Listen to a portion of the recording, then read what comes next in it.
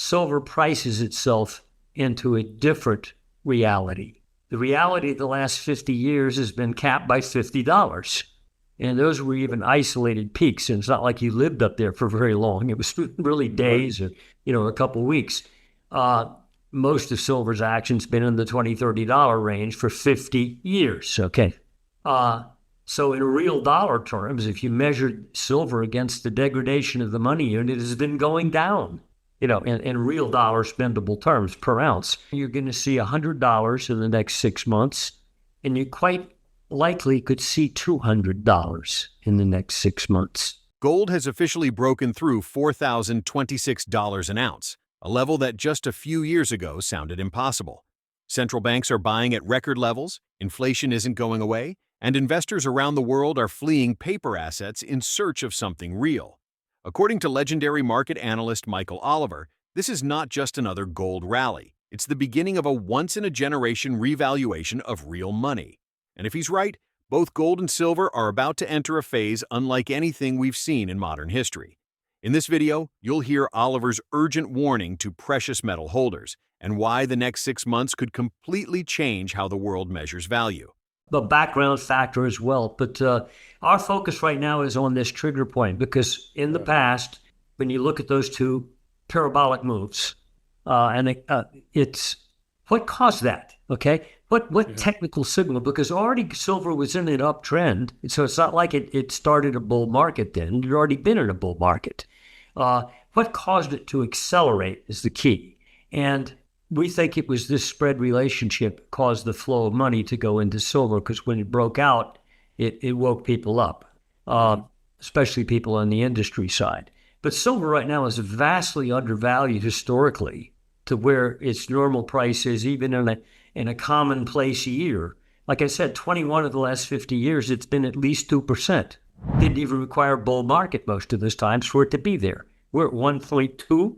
Okay, so wake up. You've got a situation here that is pending, and it looks like it's explosive. And it will happen not slowly, but it'll unfold so quickly. Now, you've got to also be aware that in the middle of both of those moves, where we've been up like 5-6 months vertically, there was a 1 month phenomenon of a correction that fooled people. So like after about 3 months of upside gush, you get this month that says, oh golly, I made a top, okay? Don't count on it. Now also there's another issue. Well, where might silver go? When we do a study of the logarithmic percent gain, once that spread broke out, where was silver then? What percent did it gain over that next 6 months? Well, it was different. 79 to 80 was far more on a percent basis than it was in October 2010 to April 2011. But they were both very dramatic, obviously.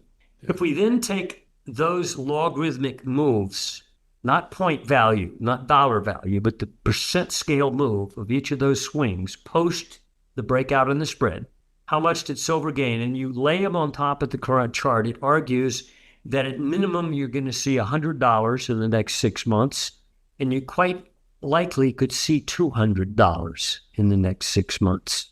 The issue will be, in my view, where are you in that first half of that surge? In other words, if it takes us 3 months just to get up to, let's say, $70 or so, and then you have a correction, then maybe in the next 3 you only go to 100. But if all of a sudden we find that in 3 months, the first half of that move, you reach somewhere around 100, then watch out. There's a potential we could go to a couple hundred. And by the way, in real dollar terms, as I've said, based on the degradation in the money unit, if silver were 200, it'd merely be matching something like that 1980 peak. So, ponder on that. Yeah. I think we're sitting on a unique situation here. You give me a lot to ponder about here, Mike. That was about loss for words. Yeah. Is there anything else? You go to the next page, and I'll show you. I'll show you the chart. Here's the 2008 move, for example. Spread chart is the top one, and it shows the same ceiling type action that prevailed for a couple of years, just like ours has prevailed since 2022. 2023, 2024, the highs were all at that 1.31%. Well, back then it was a different level. It was like 1.6%. So, but there was a ceiling on the spread, the top chart. And we've circled the green point where the month that broke through that ceiling on the spread relationship between gold and silver. And it's at that point where price went vertical. And then below it, we've posted the monthly price chart of silver and the monthly price chart of gold at that point where the spread broke out. And gold then was like 1,300. And then, by the next 6 months, it reached up to about 1,580 or so. Nice move. But silver went from 20-something dollars to 50, far more vertical. Ultimately, gold went up to 1,900, but that was a more laborious part of the move. But in the next 6 months, silver left the page and gold continued up nicely. But that spread announced the point of the rocket launch in silver. I think we're at the same point now where silver back then, between 2008 and 2010, had been going up nicely. It went from, $9 up to 20-something. Nice percent move. But it was laborious. It ceased to be laborious when that spread broke out. Silver just took off like a rocket. And therefore, we're highly focused on what that spread is doing, because that was the signal indicator in 79 and 2010 that silver's going to go berserk. Right now, a lot of people are looking at gold and think, well, gold's going ridiculously. It's, look at the huge amount of dollars up. But actually, in net terms, it's still not, it's approaching halfway of what happened in 79 to 80 and what happened in the 2000 to 2011 bull market. They were both eightfold gains from prior bear low to prior bull high. And ultimately, late in the move, you understood why. Oh, yeah, okay, now I understand. First, an asset class movement out of a degrading asset that had been bubbled and it broke. The money went somewhere, usually went into T-bonds or gold, or both. This time, it's primarily gone into gold. T-bonds have been in a lateral range for 3 years.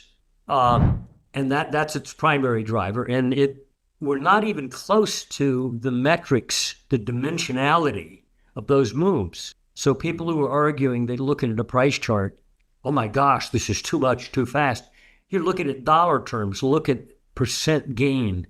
Gold has to go to $8,500 to match the percent gain that it had in the 1980 peak versus its 1976 low, or from its 2001 low to its 2011 high, eightfold move. We'd have to go to 8,050 because our bear market low was 1,050. Okay, so we're not even started in terms of catching up to those, and I think a lot of people miss that. And the reason is those basic long-term underlying asset flows. The Fed creates degradation of money, the money goes somewhere, and when they accelerate the degradation of money, and the investors finally decide, I'm not going to keep playing the game we've been playing because I perceive risk, stock market. They move it somewhere. And I think that the place they're going to move it now, more so, is into gold and silver, but also into basic commodities. Commodities are vastly underpriced historically to themselves and to other asset categories. Like the Bloomberg right now is around 104 or 5. Its high in 2008 was 237. Okay, so we're not even halfway to it. So anyway, this is the main driver. It's not so much a specific thing. It's the broad context. And yes, some of these specific things help explain that. And right now, certainly the stock market doesn't care about, quote, economics. It cares about, a bad number, bad economy, great, Fed's going to print. Well, that drugged out game historically never continues. There's a point at which it finally breaks on its own. I think we're there. Our technicals say do not trust this stock market. A new high by 10% by the S&P over the January high. You wobble back down a few more percent points, you're going to go back through that high. And then people will say, I thought we had a breakout. And that's when the panic's going to hit, meaning that people in the stock market who felt comfy will suddenly feel uncomfy. And they'll go to where it's comfort. For half a century, silver has been trapped under the $50 ceiling, spiking briefly in 1980 and again in 2011, then fading back down. But Michael Oliver says that time is over. In inflation-adjusted terms, silver is severely undervalued, and his technical models show it's preparing to reprice itself into a new reality. He's projecting $100 silver within 6 months, and potentially $200 soon after if the same momentum seen in 1979 and 2010 repeats. Meanwhile, gold's recent breakout above $4,000 isn't a topping signal. It's confirmation that something deeper is happening. After trading sideways between $3,400 and $3,500 for months, gold quietly gathered momentum and broke out without the violent spikes that usually precede reversals. That's why Oliver believes this move isn't a blow-off top, but rather the early phase of a long, sustained bull run, possibly one of the biggest in modern history. His key focus is the gold-to-silver spread, a ratio that, when it breaks resistance, has historically triggered massive silver surges. It happened in 1979 and again in 2010. Each time, silver doubled or tripled in months. That same breakout pattern is now forming again. What makes this cycle even more explosive is silver's limited supply. Over 70% of silver is mined as a byproduct of other metals like lead, zinc, and copper. That means even if prices surge, production can't just ramp up overnight. Combine that with massive industrial demand for solar, batteries, and electronics, and the supply-demand imbalance becomes extreme. At the same time, global confidence in paper assets is fading fast. Stock markets are showing dangerous divergences. Prices are climbing, but momentum is collapsing beneath the surface.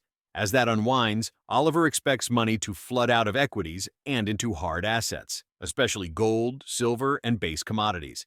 He warns investors not to be fooled by short-term pullbacks. Historically, early corrections in these phases have only shaken out weak hands before the real move began. Don't wait, Oliver cautions.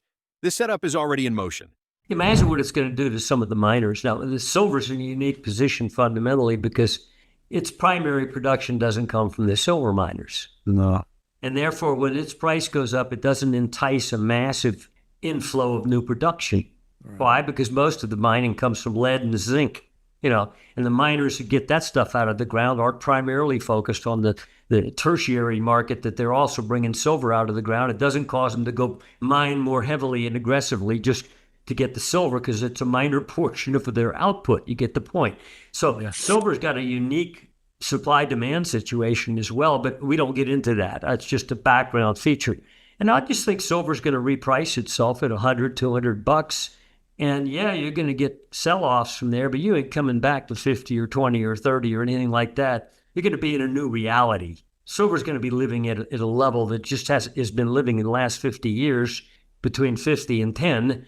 It's going to be a new level it's going to be living at. And I suspect it's going to be like 100 to 200 somewhere. The key is to catch that move.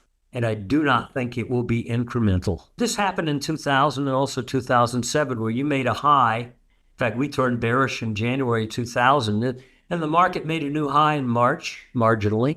Pull back again, went up, made another new high monthly close in August. It didn't really start to fall apart till 2001. And this is a year after momentum said, you're no good. And sure enough, if you got out of the market in January, yeah, you missed another 5, 6, 7, 8% of laborious BS action, up, down distribution. And then you had a collapse that, killed you. Same in 2007. We got to a target zone minimally in May, had a sharp pullback into the summer. And again in late 2007, in September, the Fed cut rates finally. Okay? That caused the final rally that lasted into mid-October. Lasted for a month, buying the cut news. That was the top. What did it do? Silver took out the all-time highs. The May high of 2007, which was what? 1550. What was the high in 2000? 1550. A dual top was broken through because the Fed cut rates in September 2007, laborious topping action in 2007, because of a Fed rate cut. Why? Because they knew the mortgage crisis was coming, although they denied it. And the market partied, and that was the top, a triple top price breakout, 1550, then in October, 1575 of 2007 was the top. So it's laborious. We're going through the same thing right now. The problem is, from a momentum perspective, if you get the chart and look at it, price has punched out the January high on the S&P or the February high, and momentum has not. When you look at the momentum chart, you say, it's up under the structure that it broke. So if the bottom chart were a price chart, you'd be wanting to sell The price chart looks like I'm going to go up forever. The momentum chart says, no, you're not. We have a debate here. This is what often happens technically when you're at the top. Momentum will break down first, price will break down second. Momentum usually tells you ahead of time. Right now, momentum has already told us, don't trust the new highs. They're likely not sustainable. Yeah. And that when that money flows out of there, that's further fuel for gold and silver. I think you just got to be, if you're in the stock market, and that's the only thing makes people smile right now, the average middle-class guy or guy's got a retirement account, he's a retired government employee, hey, at least my 401k and my retirement account's up on the year. It's not up much, by the way, but, it's up on the year, and it's going to go forever because I could just tell, because NVIDIA's up there, right? You're going to watch the financial sector. When that goes down, there's nothing to smile about anymore. I mean, we know the consumer credit problem is a crisis level. The defaults on credit cards, the credit cards being maxed out, delayed delinquencies on tax filings, all kinds of metrics like that. Unemployment, you mentioned this, earlier. All these things don't look good. Yeah, my retirement account looks good. You take that away from people, and suddenly you have emotion. And when you get emotion, all kinds of things change. And I think we're on the cusp of having serious emotion, not just because of the stock market, but because of certain other points of uncertainty, like expectations that, commodities are going to stay low and oil's going to stay low. Don't count on it. Oil's got a trigger above it about a handful of dollars this quarter above where you are right now. You better not go back up into the high 60s again, because if you do, it's going to explode. And that'll be hard to explain for some people because they thought, I thought we was going to keep it down. Uncertainty is the key issue because that creates emotion. And that's what comes into play, especially at points that we were talking about with the monetary metals, when emotion comes into play. Michael Oliver calls this moment one of the most significant price events in modern financial history. Gold is holding above $4,026. Silver is building pressure below resistance, and the monetary system itself is showing cracks. Your question: do you think silver can truly reach $200? Or will central banks and paper traders find a way to suppress it again? Let me know your thoughts in the comments. I read every one. If you found this analysis helpful, smash that like button, subscribe to Macro Edge, and turn on the notification bell so you never miss the latest updates on gold, silver, BRICS, and the coming global reset. History is being written in real time. Don't just watch it happen, be part of it.